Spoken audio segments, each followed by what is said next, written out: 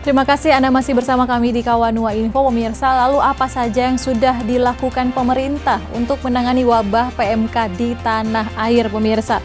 Dikatakan oleh Menteri Koordinator Bidang Perekonomian Erlangga Hartarto bahwa mereka sudah membentuk gugus tugas ya. Bukan gugus tugas untuk penanganan COVID, pemirsa, tapi gugus tugas untuk penanganan wabah PMK di Indonesia. Saat ini pemerintah resmi membuat gugus tugas penanganan wabah penyakit mulut dan kuku yang dipimpin oleh Kementerian Pertanian dan melibatkan Badan Nasional Penanggulangan Bencana atau BNPB dan struktur pemerintah daerah.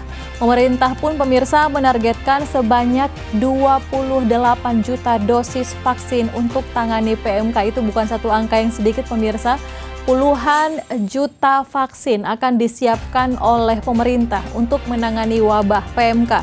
Berikutnya kita lihat ya, pemerintah untuk saat ini atau di tahap awal ini, pemirsa, sudah memesan 3 juta vaksin PMK yang didatangkan dari sejumlah negara. Menyediakan sebanyak 1.872 tenaga medis dan ada 4.421 paramedis untuk vaksinasi hewan.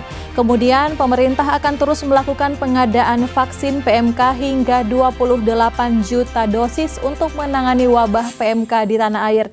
Seperti di informasi sebelumnya sudah kita saksikan bersama bahwa untuk vaksinasi hewan ternak sudah dilakukan oleh pemerintah, terutama di daerah Jawa dan di daerah-daerah yang zona merah PMK, pemirsa. Vaksinasi sudah dilakukan, bahkan ada hewan-hewan yang terpaksa harus dimatikan jika memang terindikasi atau positif virus PMK. Jadi sekali lagi, untuk wabah PMK atau penyakit mulut dan kuku ini sangat berbahaya karena dapat menyebar sangat cepat ya pemirsa, dan ternyata dia selain sapi dapat menyerang beberapa hewan ternak lain, diantaranya ada kerbau, ada babi pemirsa, kambing, pokoknya hewan dengan kuku belah. Dan syukurlah pemirsa, untuk PMK saat ini belum ditemukan dia menjangkiti manusia. Jadi PMK hanya akan menyerang hewan ternak pemirsa ya. Dan untuk penanganan yang dilakukan oleh pemerintah Indonesia sudah dibentuk Satgas atau Satuan Tugas, kemudian ada beberapa paramedis yang diturunkan juga, ribuan paramedis pemirsa untuk memvaksinasi sapi. Dan memang pemerintah Indonesia menargetkan pengadaan 28 juta dosis vaksin PMK. Dan kemudian yang terakhir pemirsa, percepatan vaksinasi terus dilakukan oleh pemerintah Indonesia lantaran wabah PMK sudah menyebar di 19 provinsi dan ada di 199 kabupaten kota hingga 18 Juni 2022.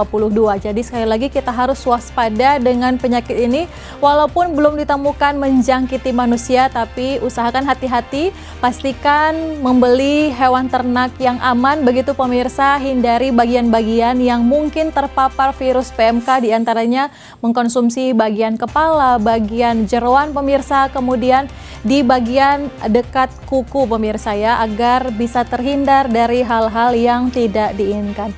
Informasi ini sekaligus mengakhiri perjumpaan kita di Kawanua Info edisi kali ini. Saya Regina pamit undur diri.